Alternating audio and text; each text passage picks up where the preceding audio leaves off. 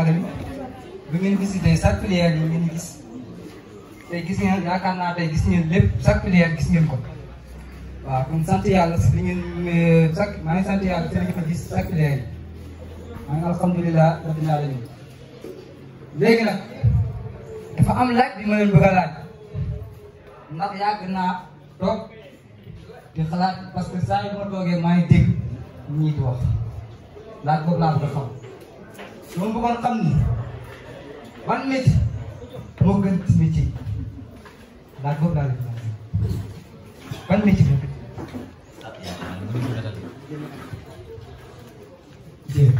ban métier moo gën. ban métier moo gën ci métier. Bon, moi, il n'y a pas de ce métier. Si vous ne l'utilisez pas, non, je ne peux pas choisir. Merci. Ban métier. nga sëriñ kii daal damaa bëgg a lekk donc métier agronomie. Merci. Merci beaucoup.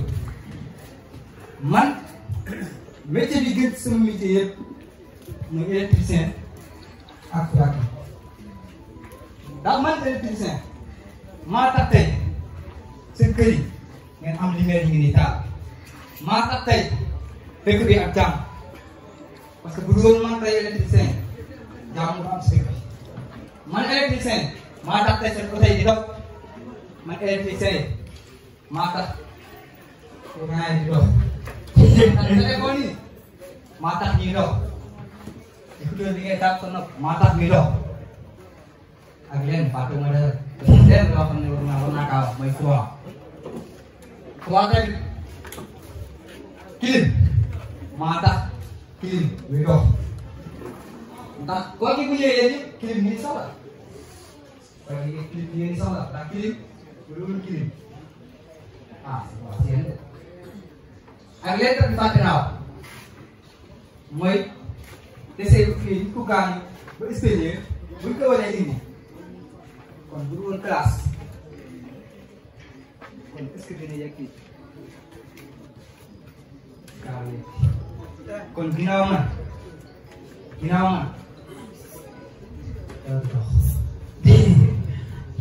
man maa wax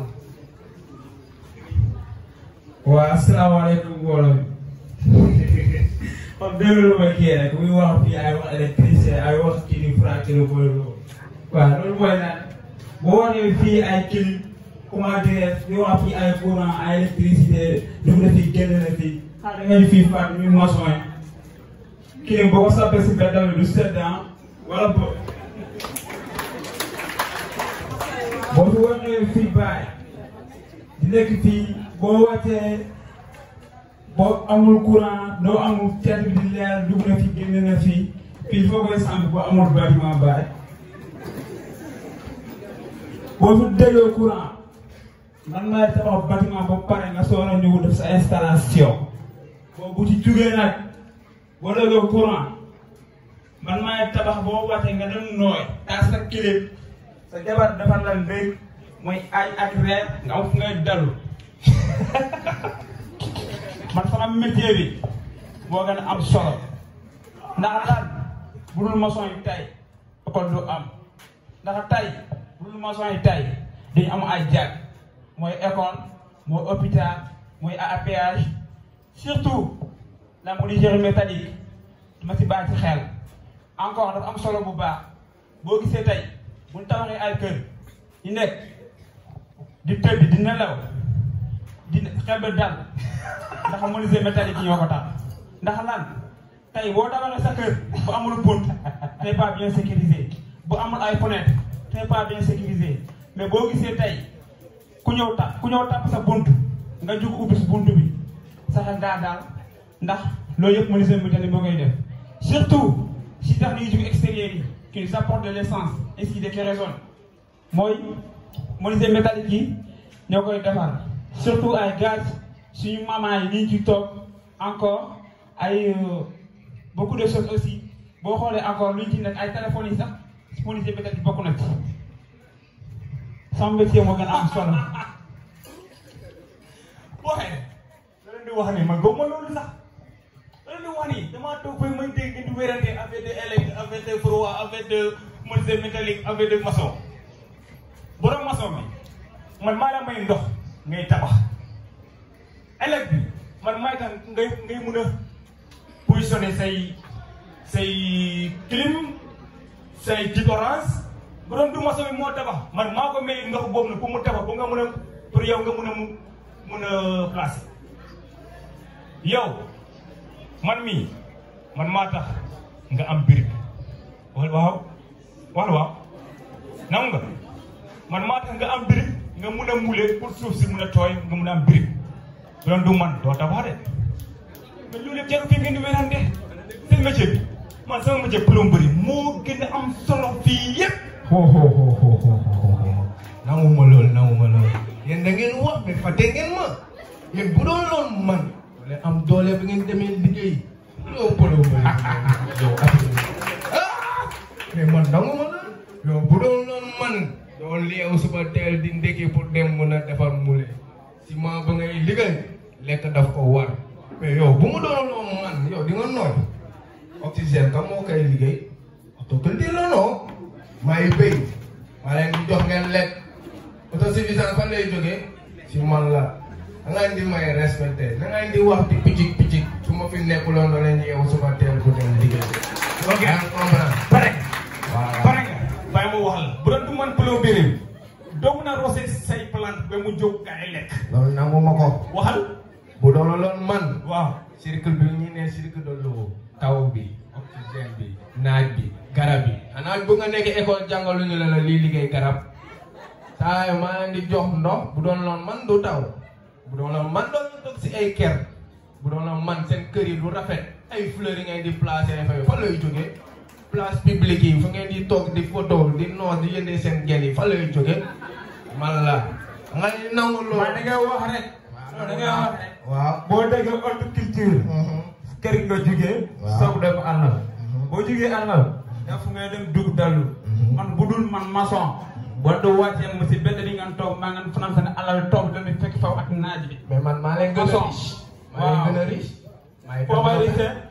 foo may riche. les plus grands richards au Sénégal fii béykat yi yow da ngay xaar taw man ma xaar taw rek da ngay xaar taw après nga soog a liggéey taw man sama liggéey du arrêté pour wax la. maçon moom xoolal every time every day yaa ngi job pour wax la yow moom bu tawul moom nga doon liggéey.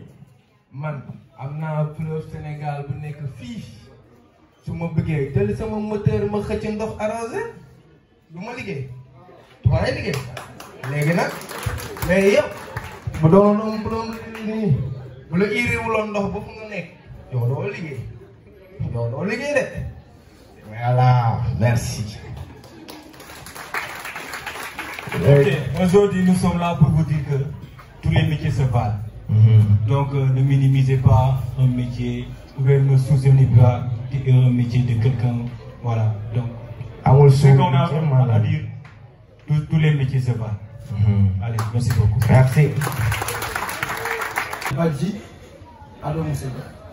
Donc le professeur est bien parce que c'est pour venir. Même que le professeur est capable de nous, n'a pas de la rata. Voilà. Donc voilà une chose. Nous même quand tu prends mon coup, tu comprends mon coup. Mais le monde vraiment alhamdulillah.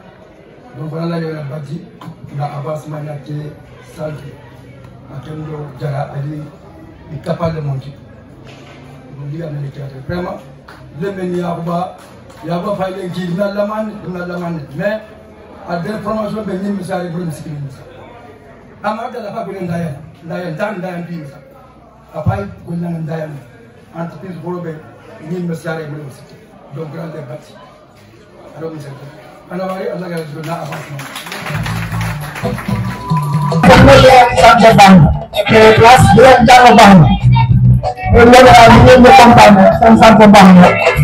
Masyaallah patulere ay ñu ngi ñu patulere ay vraiment joli dame rek ko mais ku leen dame rek ko ñu lo ko kon na dame rek ko et monsieur ko ma ba aussi bisa ke lepp ci bis ki la ñoo ci le wax na depuis le dernier ya ñu ko ba ko le ya première vraiment joli le ya première classe ñu ma da ba dame rek ko Nelson Mandela nee na l'éducation est l'arme la plus puissante pour changer le monde. Comme yéen a ngi si ñoom ñu ngi gërëm di leen sant. Monsieur Socé. Je crois que je ne vais pas m'attarder sur beaucoup de choses parce qu'on a beau parler de l'importance du centre. Tout ce que je veux ajouter, c'est qu'on doit sensibiliser la personne baccalauréate pour pousser les jeunes à s'intéresser davantage à ce centre. Parce que ce que j'ai remarqué, les baccalauréats, ils ont tendance à s'intéresser à ce centre lorsqu'ils sont renvoyés des écoles. Alors que le centre de formation, ce n'est pas cela. On dit centre de formation professionnelle. Ça veut dire qu'on te prépare à avoir un diplôme, une formation certifiante qui sort avec un métier que tu dois maîtriser. Tu peux sortir après déjà diplômé en industrie, en plomberie, en bâtiment, en climatisation ou en froid. Ce que je peux faire, c'est pousser les baccalauréats, surtout les jeunes qui sont là, qui ne font absolument rien, qui sont dans les rues, pour que ces jeunes-là puissent venir s'inscrire à ce centre de formation qui est une aubaine en or pour les baccalauréats. Parce que c'est quelque chose jusqu'à présent, les baccalauréats n'arrivent pas à connaître l'importance du centre de formation. Et aussi le travail que M. Badi est en train d'abattre. Il fait un excellent travail. Pour cela, je vous demande de l'applaudir.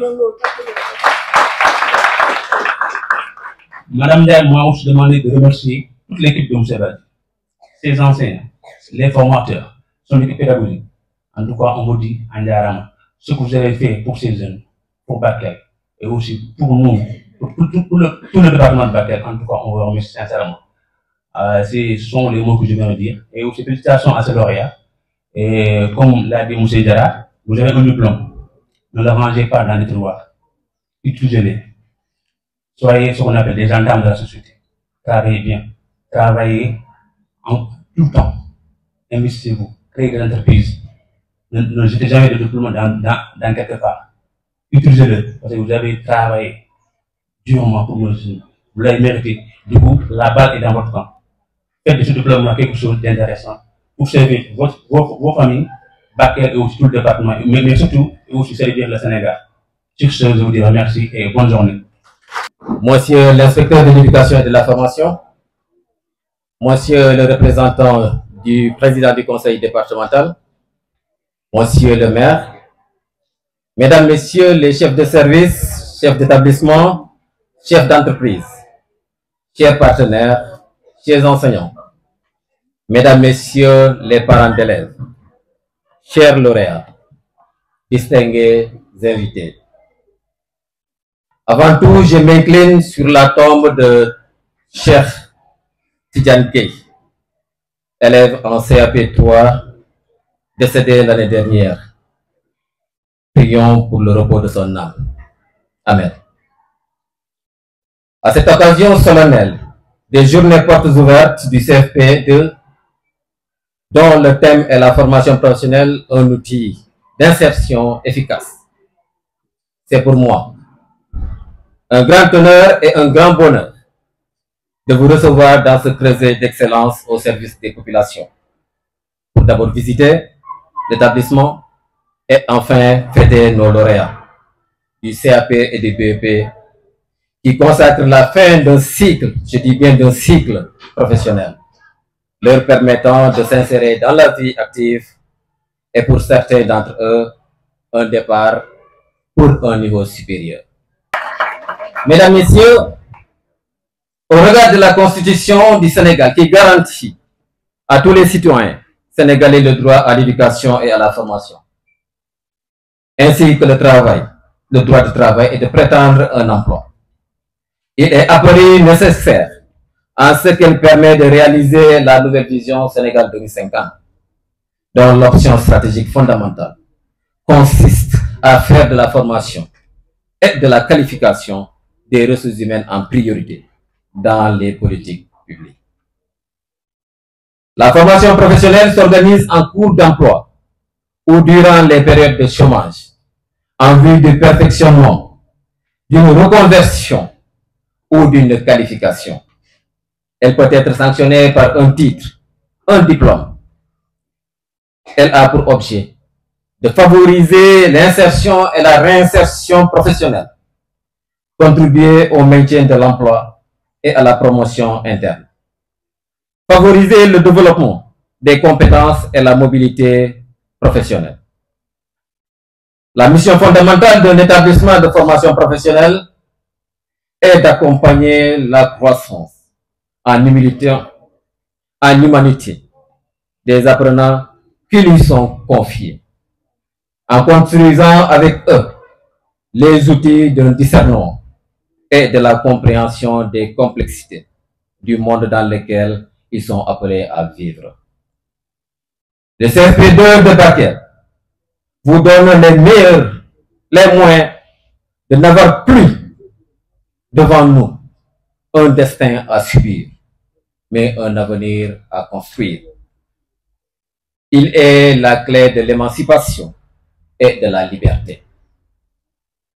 Ce que vous offre le CFP2 de Bakel, c'est une voie, un chemin qu'il vous appartient de construire à tracer par le travail, l'exigence, l'ouverture au monde, l'ouverture au savoir et l'ouverture aux autres. Le CFP2 de Bakel, reconnu parmi les meilleurs établissements du Sénégal, parmi les meilleurs établissements de la formation professionnelle, s'est engagé résolument depuis 2011 avec ses partenaires à la formation des populations, dont cette 13e promotion et cette 3e promotion du DP. Conscient de la recherche de développement économique passe d'abord par un capital humain avec de solides compétences et des qualifications professionnelles, et qui témoigne la présence du responsable du pôle, M. Ndiaye, que je vous demande d'applaudir fort, du pôle Ampli 3FPT, qui fait confiance au CFP2 et que je remercie vivement pour son déplacement et son soutien. Je vous remercie de votre patience et de votre équipe adaptive. Merci beaucoup. Donc, monsieur l'IF de Bakel, vraiment à travers vous, tous les acteurs de l'éducation, en commençant par l'infatigable M. Badji, qui ne ménage aucun effort quand même pour le développement de tous les secteurs d'activité, hein, vraiment à commencer par l'amicale, parce qu'aujourd'hui quand même, il ne ménage aucun effort pour faire développer l'amicale, parce que sachant que la plupart des gens qui sont dans l'amicale viennent d'ailleurs, ils ont besoin d'un environnement social. Merci beaucoup, M. Badji. Donc, à travers M. Badji, l'ensemble des corps qui sont ici au CFP, et quand on parle de CFP, on parle du GRDR. Je vais vous dire pourquoi. Parce que quand on parle du GRDR, c'est migration, citoyenneté, développement. Et ce centre a vu le jour grâce aux migrants qui sont en France. Je ne vais pas revenir sur le contenu, mais quand même, nous, la diaspora fait partie du GRDR. C'est pour cela que, vraiment, merci beaucoup de témoigner envers ces acteurs qui sont incontournables dans le développement de Bakel. Aux gens, un appel aux gens de Bakel. Premier appel, je demande aux parents d'élèves de soutenir le CFP2 de Bakel pour les efforts fournis par M. Badji pour le développement, pour développer la formation au niveau de Bakel. J'ai vu vraiment que nos pays africains ont besoin de la souveraineté alimentaire. Et je vois vraiment, il y a un grand espace qui se trouve ici. On a l'eau, on a l'électricité, on a le terrain et tout cela. J'appelle les gens de Bakel de faire une grande sensibilisation, d'orienter ces enfants et ces élèves vers la formation professionnelle et surtout vers l'agriculture. Je voulais vraiment que mes collègues qui sont ici à Bakel en profitent de transfert de compétences, les élèves, les formateurs, les personnels d'encadrement. Je fais un appel aux autorités de donner l'autorisation de signer cette convention pour développer le système de la formation au niveau frontalier. Je vous remercie.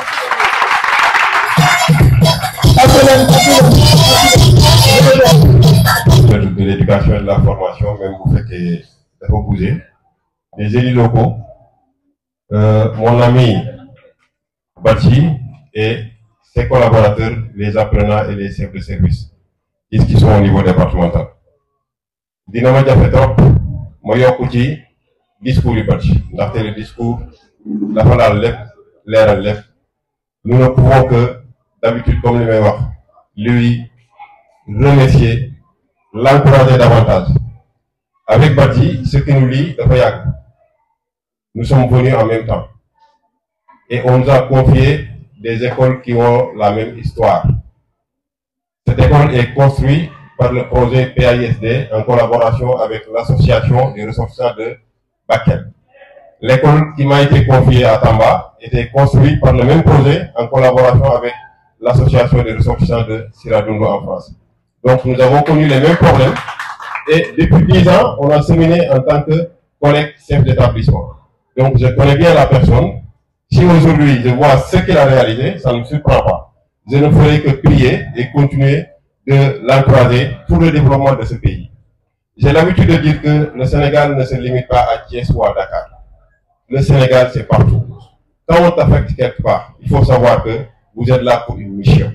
Et Bati a très bien compris. Nous tous, nous venons de l'intérieur du pays. Moi qui vous parle, je suis Saloum Saloum. Depuis 15 ans, je suis dans cette localité. Et depuis 3 ans, on m'a confié les 2 régions de Tambacounda et de Kédougou. Et nous faisons ce que nous pouvons parce que partout, Sénégal là beaucoup. Juste parlant du 3FPT. Je pense qu'aujourd'hui, beaucoup connaissent le 3FPT, le Fonds de financement de la formation professionnelle et technique. C'est un fonds qui a été créé en 2014 pour financer la formation professionnelle et technique. Et ce fonds est en train de faire beaucoup de choses dans ce pays. Je vais juste prendre parmi nos guichets ou bien nos départements, 4 qui contribuent au développement du CFP2 de Bakel. Nous avons la cellule qualité. C'est cette cellule-là qui a permis au CFP de Bakel d'être accrédité et qui sera prochainement labellisé. C'est quoi l'accréditation? C'est quoi la labellisation? C'est l'accréditation qui lui permet de bénéficier de nos offres de formation. Ça veut dire quoi? Le 3FPT, c'est un fonds de financement. Donc, le 3FPT ne forme pas. Le 3FPT fait ce qu'on appelle le faire-faire. Donc, on voit des cabinets, on voit des centres de formation à qui nous confions la mission de formation. Et pour pouvoir être parmi ces cabinets ou parmi ces établissements, on a besoin d'accréditation. Donc, c'est cette cellule qualité qui a accrédité le CFP de Bakel, qui lui a permis à plusieurs reprises d'aller à Kédougou, à Ziguinchor, à Kolda, et tout récemment, ils étaient à Kolda pour la fabrication de machines agricoles. Nous avons aussi la labellisation qui lui permet de bénéficier des bons de formation. Cela veut dire qu'ici, nous avons payé des bons de formation pour des jeunes parmi les diplômés, parmi ceux qui sont en première année ou en deuxième année. Certains ont bénéficié du financement du 3FPT. Nous avons un autre guichet qu'on appelle le guichet de financement des demandes individuelles. Cela veut dire que tout Sénégalais qui veut se faire former a la possibilité de demander une formation. Et si votre demande est accordée, on vous paye les 90%. Malheureusement, il y a plus de demandes que de places disponibles. Mais partout au Sénégal, dans tous les établissements, vous y trouverez des jeunes pour qui le 3FPT a payé la formation. Nous payons aussi des formations de courte durée et nous payons aussi des formations continues. Et le dernier, il y a l'avant-dernier guichet, c'est le guichet de financement des entreprises et organisations professionnelles. Là aussi, en collaboration avec les établissements, nous avons formé plusieurs GIE à Bakel, à Tambacounda et un peu partout dans le Sénégal. Je vais terminer par le dernier guichet qui a le plus investi dans cet établissement. De 2016 à aujourd'hui, ce guichet, qu'on appelle le guichet de financement des établissements de formation, a investi au CFP2 de Bakel 44 664 528 000 francs pour les différentes filières suivantes. Par exemple, pour ouvrage métallique, le 3FPT a investi 6 778 000 pour l'équipement. Pour un PFI en installation de maintenance de systèmes photovoltaïques également, le 3FPT a investi 9 851 500 francs. Le 3FPT a équipé l'atelier de l'électricité pour un montant de 6 985 000. Et le 3FPT a construit des salles de classe pour un montant global de 21 millions de francs CFA. Donc c'est ça l'apport du 3FPT.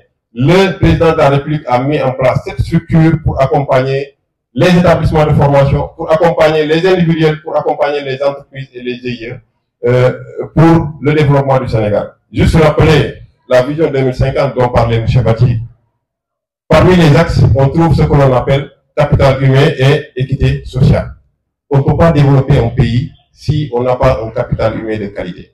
Donc c'est ça l'objectif de l'État du Sénégal, et il a confié au ministère de l'Emploi et de la Formation professionnelle et technique, au 3FPT et à l'ensemble des collaborateurs, comment faire pour donner un capital humain de qualité. Je m'en vais aux apprenants. Certains pensent que la formation professionnelle, c'est l'école de la seconde chance. Heureusement, Théâtre Intelligent a très bien expliqué. Je vais y ajouter juste quelque chose. Beaucoup pensent que quand on finit, quand on a son CAP, il ne faut pas oublier que vous avez la possibilité d'étudier jusqu'à l'université. Nous, enseignement général, Amé, CICP, Demba Université, nous, l'enseignement professionnel, Amé, Demba Université. Moi qui vous parle, parmi les jeunes, la première promotion, il y en a qui ont eu leur diplôme d'ingénieur à l'université Cheikh Anta Diop. Quand ils ont fait leur CAP, ils ont fait ensuite le BEP, le BT, le BTS et aller à l'université pour faire le cycle ingénieur. Donc, ayez de l'ambition. Dites-vous que ce n'est pas une école de la seconde chance. En plus, ce n'est pas parce qu'on a un CAP, on est obligé d'aller chercher du boulot. Si vous êtes encore jeune, vous n'avez pas de problème, continuez vos études et vous avez la possibilité d'aller jusqu'à l'université pour être des ingénieurs. Il y a même actuellement des doctorats qui sont prévus dans le domaine des métiers. Il y a des enseignants qui ont leur doctorat dans vos domaines. Donc, vous avez la possibilité de continuer vos études comme vos camarades qui sont dans l'enseignement général. Moi, je suis le directeur, Lola Tibogonoyok, Hawa Boyok, li ma ci nekk rek mooy Didier Joolaay dañoo ñëw defal leen affaire séeréer yi ñëw defalu leen affaire Didier loolu doon ko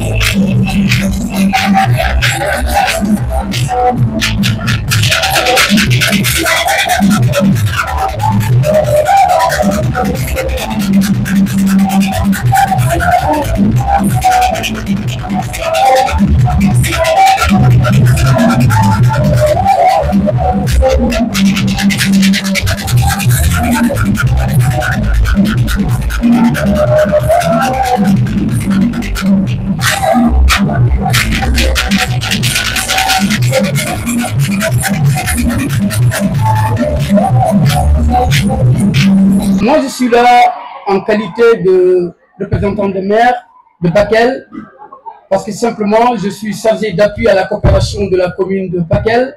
C'est à ce titre-là que je suis venu pour représenter le maire à l'occasion de cette journée. Monsieur l'inspecteur de l'éducation et de la formation, monsieur le représentant du conseil départemental, monsieur le coordonnateur du centre de formation professionnelle de Bakel. Alors, merci.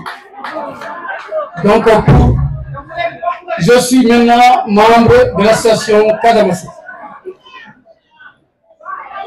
Mesdames et messieurs, chers partenaires, j'ai cité le GRDR, le EETFP de Célibabi, le FCE de Tamba, l'ONG Ometer, le 3FP.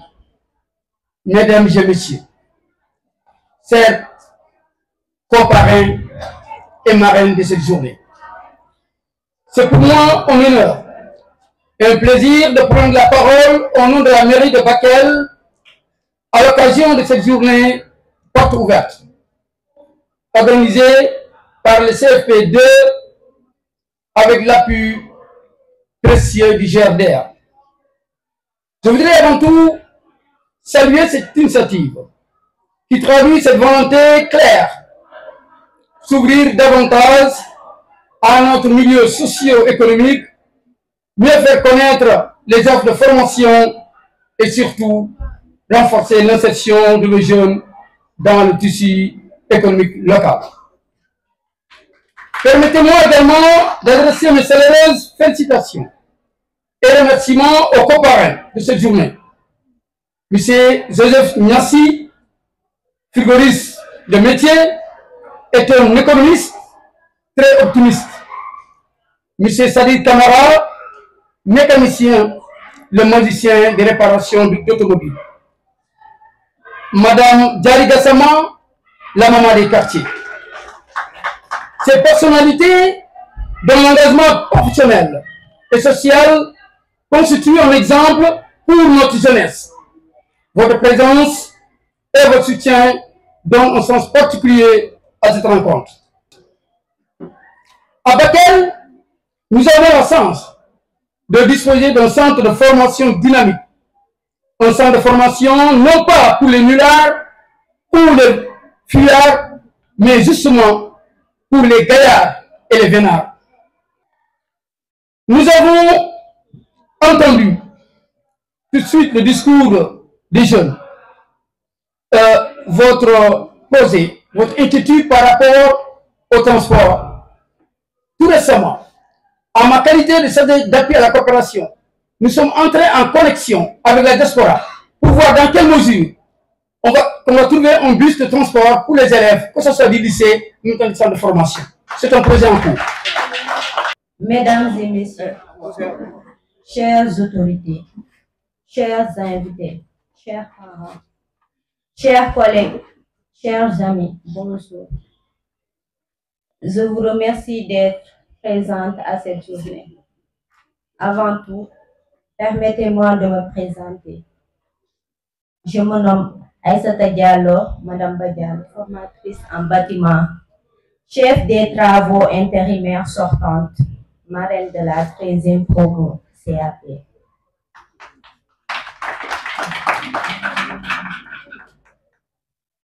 C'est avec un réel plaisir que je prends la parole devant vous pour partager ma joie, ma reconnaissance à l'endroit de mon directeur, M. Badji, qui a porté une attention capitale, un honneur incommensurable à ma modeste personne, en me faisant marraine des lauréats en classe de CAP.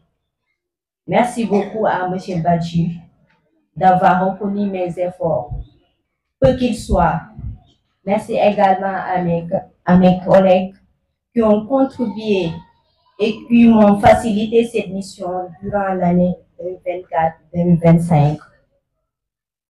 Mention spéciale à mon cher époux, M. Badiane, ma source de motivation. Je profite de ce moment aussi pour féliciter les lauréats. Je vous dis bonne continuation. Je ne vais pas terminer sans vous parler d'un sujet qui nous tient à cœur, la formation professionnelle. Car étant un pilier de développement, un moyen de lutte contre le chômage qui permet aux jeunes d'apprendre un métier de manière concrète et d'acquérir des compétences nécessaires pour exercer une profession de qualité. Faciliter leur insertion dans le monde du travail. En ce sens, en tant que femme, pur produit de la formation professionnelle, nous lançons un appel solennel à la population bakelloise d'encourager leurs fils, surtout leurs filles, d'embrasser la formation professionnelle et technique au lieu de rester à la maison.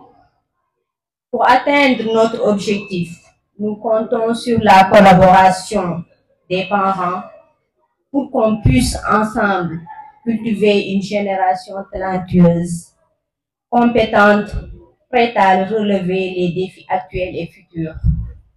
Juste pour être conforme au thème de la journée, la formation professionnelle, un outil d'insertion efficace.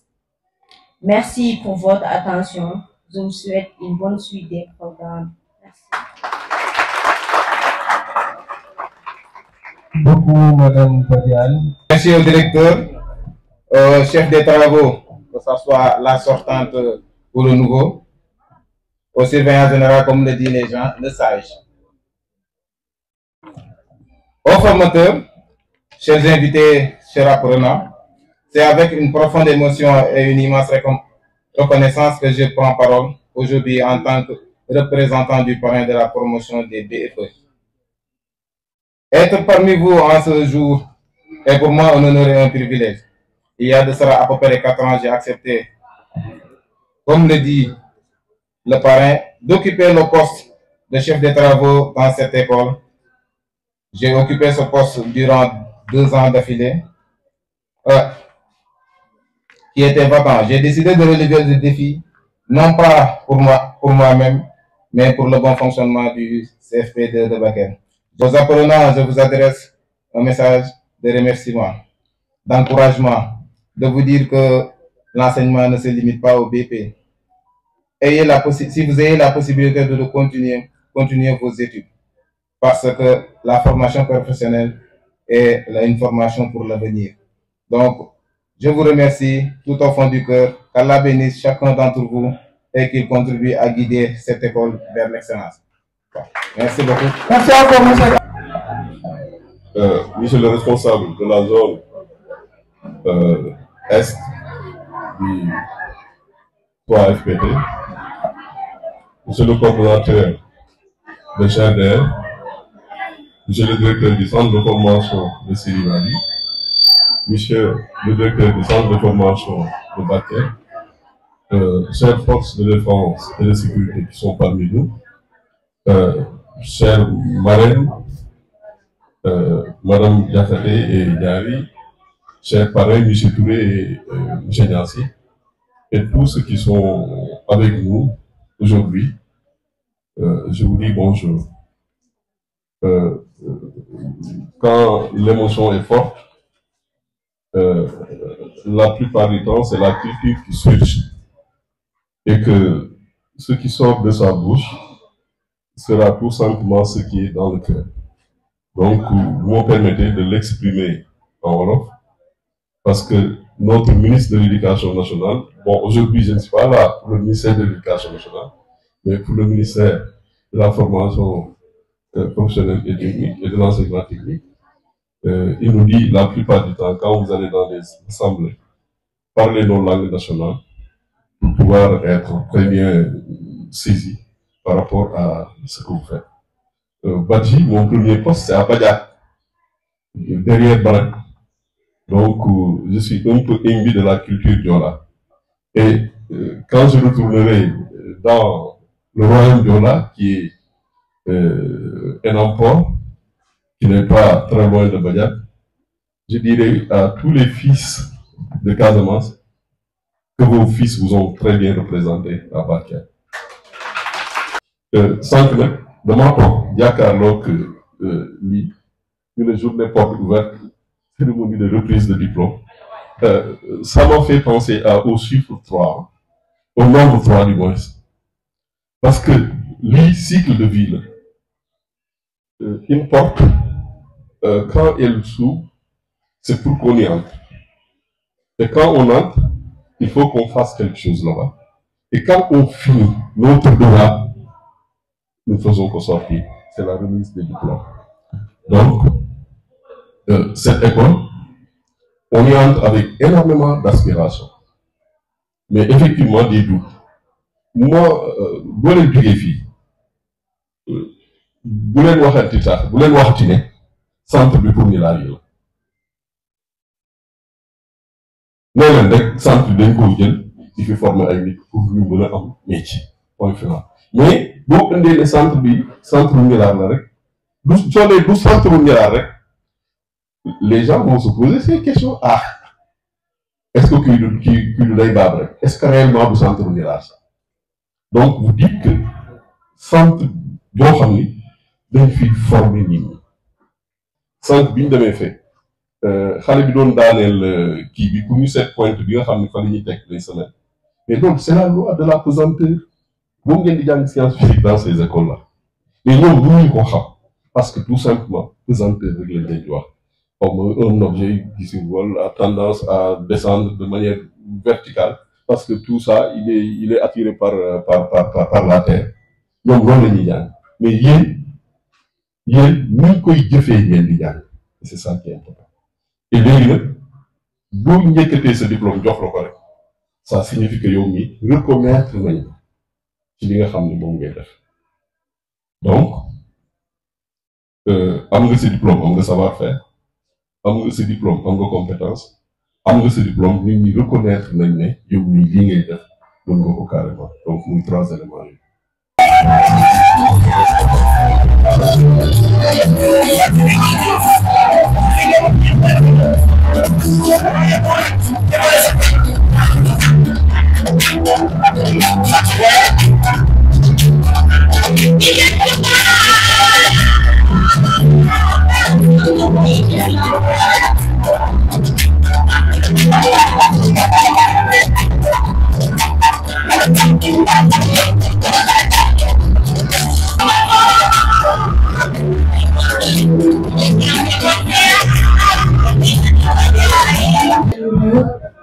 ñoo l'islam di wax asalaamaaleykum wa rahmatullahi taala maa ngi nuyu sama kilifa yi fa toog yëpp gis naa la dégg naa sa wax maa ngi lay nuyu di la ziar bépp jàngalekat bu nekk fii tey maa ngi lay nuyu di la kontaanee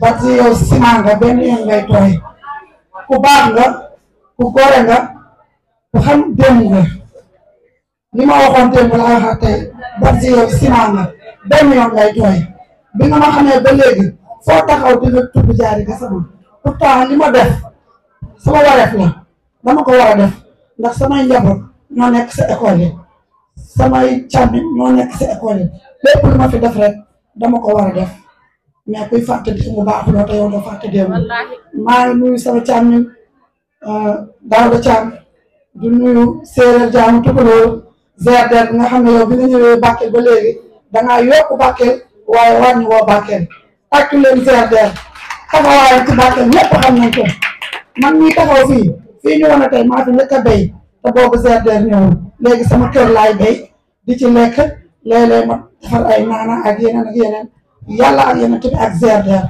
kon nag sama mbokk jigéen ñi maa ngi leen nuyu di leen jox seen wàccuwaay seen taxawaay rafet na soo ba léegi yéen a ngi bàyyi seen kër yi bàyyi seen doom yi topp simple Diary Gassama tàccu leen seen bopp da ngeen a baax da ngeen a boole li ngeen ma defal nii dama sàngoo suuf ma ko fàtte parce que nit mën ngaa am xew nga loué ay chaise loué ay bâche mais mënoo loué nit ñi kon nag gàcce nga waama yéen jërë ngeen jëf mais maa ngi leen di xamal ne di leen waatal ne lépp lu ma defoon ci école mbaa ma def ko ci doomu aadama te yàlla tax tey laa koy gën a yokk ndax da ngeen maa sas fii buñ fi tuddee dara dafa fekk nga nekk dara waaye simple Diary Gassama nga xam ne yow takkul ngeen ñëw bés bu toll ni ngeen tuddee ko gàcce nga waama Badji yow yaa def lu kenn deful moo tax di la dégg lu kenn deful gàcce nga waama yaa xam nga bëgg sa école bi bëgg sa njaboot yaa na ko yàlla def ci barke Seydina Muhammad fu mu nekk nii sama xol dafa tooy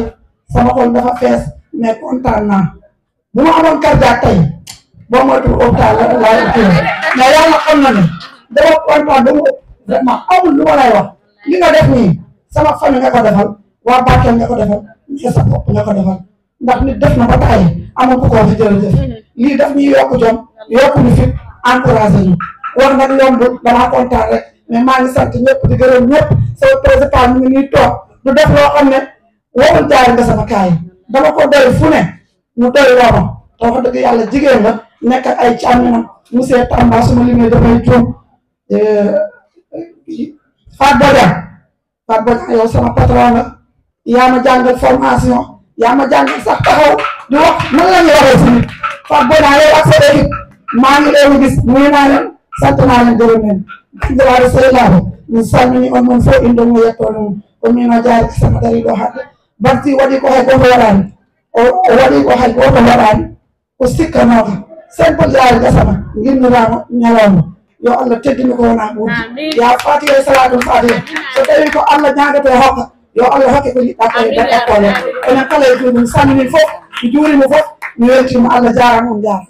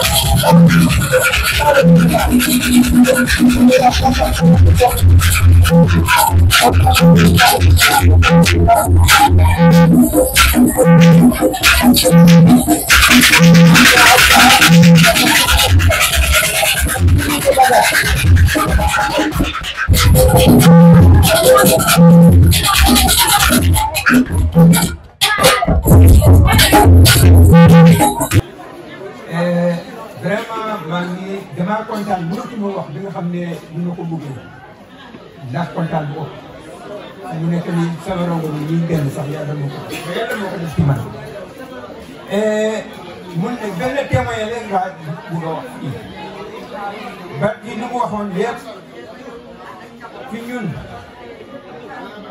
dëgg la mais boo gisee ñun tam ñu taxaw jàppale bat bi depuis commencement bi dafa am courage soo fekkee ne amuloo courage kon duñu ko jàppale mais fi nga xam ne dañu nekk dañ la affecté lieu amuloo benn matériel sa benn sacoche malgré tout ça découragé wul de dafa ñëw mu jàpp sacoche am bi ak ordinateur am bi mu commencé liggéey nee na néanmoins fekk ne amu ma matériel bi danaa démarrer santé danaa démarrer da ñëw teppee boo xam ne affaire bi ñu ne ko bisimilah ñun kay bu soobee yàlla dañu la jàppale parce que suñu doom la ñuy jàppale wax dëgg yàlla suñu doom la ñuy jàppale bat bi suñu ko jàppale suñu doom la ñuy jàppale bon léegi li ma leen bëgg a sant côté ñi dem bat bi il est courageux soo fekk ne am na keneen woon fekk na lépp na bagage am bu yëpp dem mais ay quelques éléments yi nga xam ne dafa commencé liggéey travaux publics man mun naa ko seede.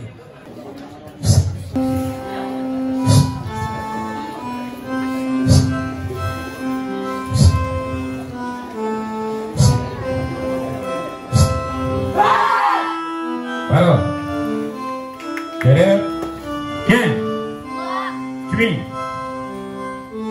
yida cumi, kira majas. Sejak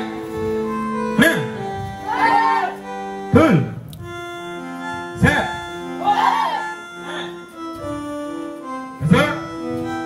Yusuf Yirgun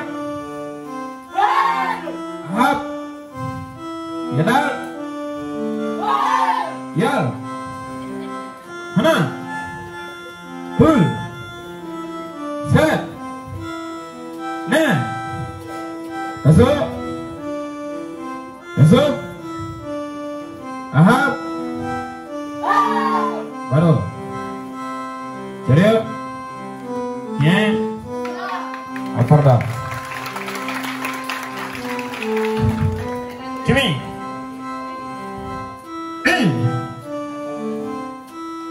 Dalam 3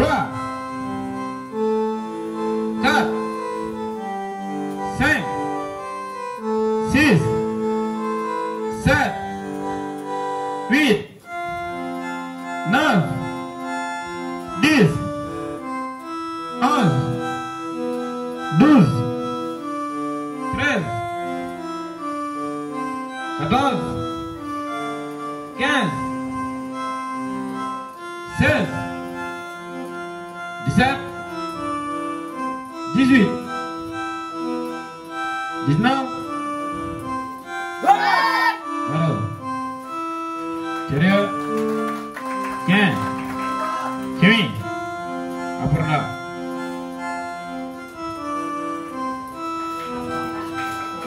Kimi. Saja Kimi. Kenapa Jos? Sejak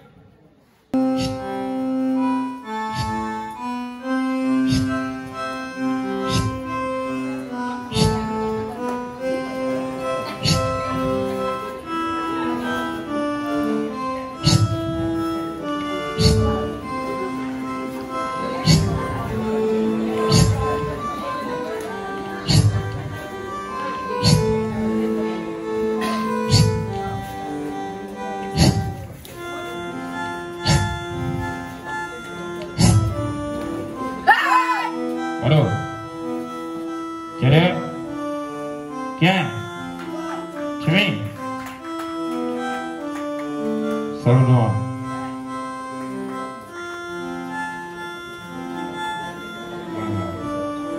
Jadi, Kian, Kimi, ada mau Kimi?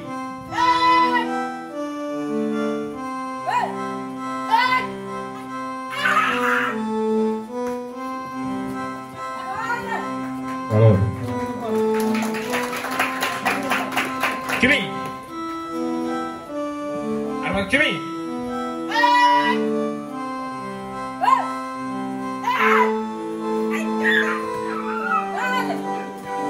Baru. Jadi. Kimi. Kimi. Arman Kimi.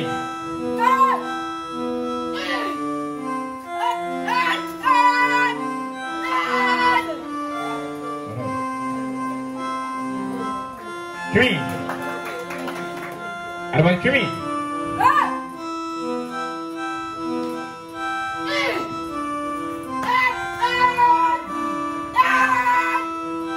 Baru. Jadi. Kian. Kimi. Abarra.